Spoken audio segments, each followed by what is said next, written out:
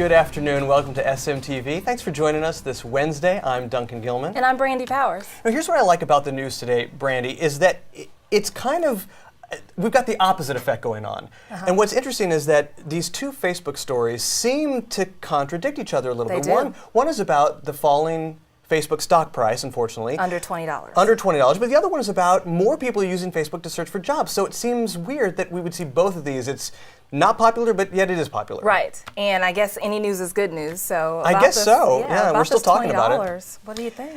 You know, Mashable has this chart of the, since the open, of the whole stock price history from June all the way till now, and it's just sad looking. Yes. It's just not. It's tanking, it's not trending not what well we at all. wanted to see, no. And what they think is sparking this particular article is the Bloomberg report. Right. Because it was a negative report based on what they think was false information from Facebook marketing. Facebook has since refuted those claims. Right. They've changed their position, saying we acknowledge our information is not from Nielsen, which is what Bloomberg said. But it'll be interesting to see how Bloomberg turns this around now that Facebook has acknowledged where their information is actually coming from. And if they're going to turn it around. And if they're going to turn it around. Yeah, because they might not even come back and say anything. And then I'd also be interested to see how Facebook reacts to the information as well. You know, if they're going to put out a statement or change their numbers up a little bit, or just, you know, redo the report. Right, and where does this price go from here? So now we kind of fluctuated. It was a little under 20, and then it closed just above 20, like 2023, I think. Right, 2023. Where is it going to keep dropping from here? This is already half the price of the open. Hopefully not. I mean, Facebook's got to come up with something to get this stock number higher, and negative reports based on false advertising numbers is just, it's not helping. No, not at all. They've got to come up with something big. They do, and it seems like a contradiction to our other story, which is that more and more people are turning to social media for job seeking, and Facebook is still at the top of this list, which is interesting because we always talk about LinkedIn, of course, as the social premier networking place. Professional network, exactly.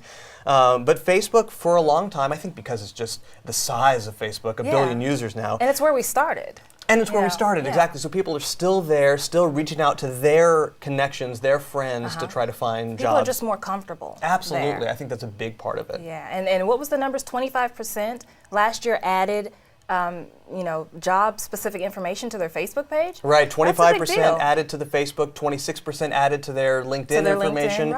Everywhere these numbers are up, which is really interesting because we don't see the other piece of the digital job-seeking pie, which in my mind are places like Monster, Hot Jobs, Jobs.com, right. We don't really get that slice of the picture and how those sites are doing compared to all these numbers on upward trending numbers on social media. Right, but I think it's sufficient to say that if you want to network and get a new job, you should probably stay at home and do it in your pajamas instead of going to a networking event and, you know, that's what it sounded like. Absolutely. That's what I would prefer to do. Me too.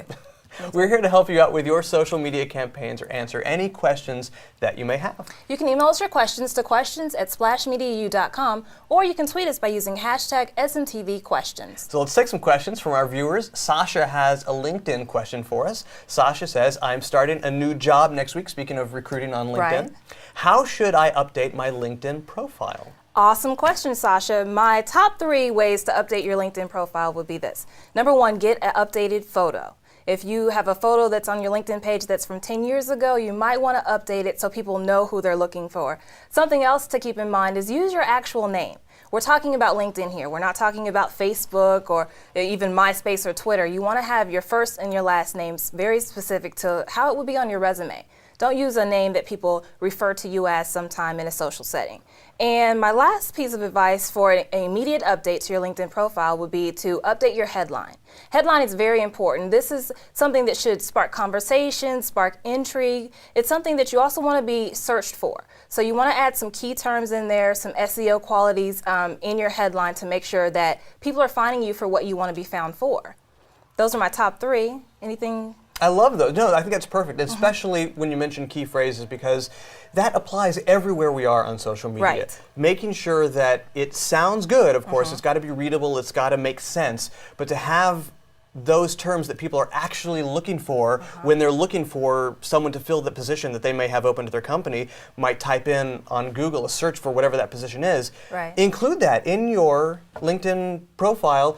in either the in your heading if it's something general, right, or also in the descriptions of each job you had. Right. Good to go ahead and go back and fill those out. Make sure you list all of your responsibilities and everything that you contributed to that individual position. Yeah, and then one more that might be good is put a recommendation. Like if you're transitioning from one job to another, especially in a different company, you might want to go ahead and get a recommendation from the company that you're leaving as you progress to your new role. Great idea, as long as you weren't fired. Yes, as long as you weren't fired. As long fired. as you left on good terms. Right, those recommendations are fantastic. And the referral is credible. Exactly, right. Yeah, good point. Jill wrote to us and asked, when should I send automated direct messages on Twitter?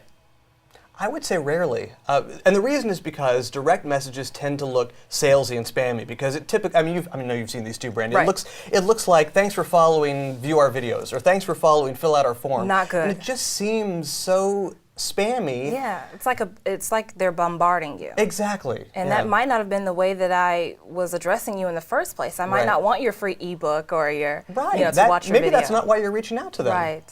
But I would say there are certain cases where it can be very helpful. One case could be if you have a promo or some sort of campaign that's running for a short amount of time, where let's say the next 100 followers on Twitter are going to get a coupon for one of your products.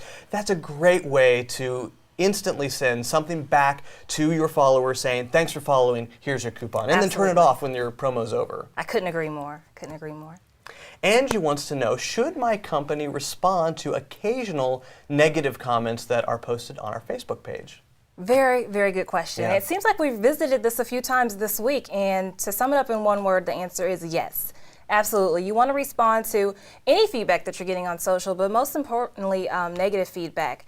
If you don't reply or you don't respond, it could get elevated, it could grow. There are people out there that are just negative and want to stir up trouble for your community, for your followers, for your fans. So you always want to make sure that you address negative comment. And something to note, especially if you're a moderately larger size organization, you want to have a protocol set up. You want to have checks and balances or response ways that your company is going to handle a response to a negative situation on social, whether it be Yelp, LinkedIn, Facebook, your page, anything that you have out there for social, you want to have a protocol of how you're going to handle the situation. Perfect. That way you're prepared, it doesn't catch you by surprise. Right.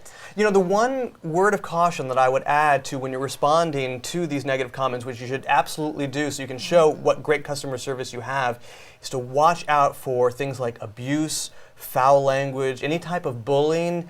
That is where you want to just block that comment or delete it, because that you don't want to stoop to their level, basically. Absolutely not. Very, very good point. Yeah. Chelsea wrote in to us and asked, how does video help the search engines find me better? Two main ways that having video out there on the internet is going to help you. One of those is that having video on your site or on your blog shows that you have relevant, fresh content. It's dynamic. You've got multimedia there, which is much more interesting for viewers and visitors to your content, which means the search engines are going to value it at a higher level. Right. I think the other reason is just because it's out there in more places. Yeah. If you can get your video on YouTube and Vimeo and Metacafe and on your blog Social and on Facebook. Cam. Exactly. Yes, more places to be found, the better. Absolutely. That's all the time we have today. Thanks for continuing to support SMTV by joining us every day. For Splash Media, I'm Duncan Gilman. And I'm Brandi Powers. Thank you for watching.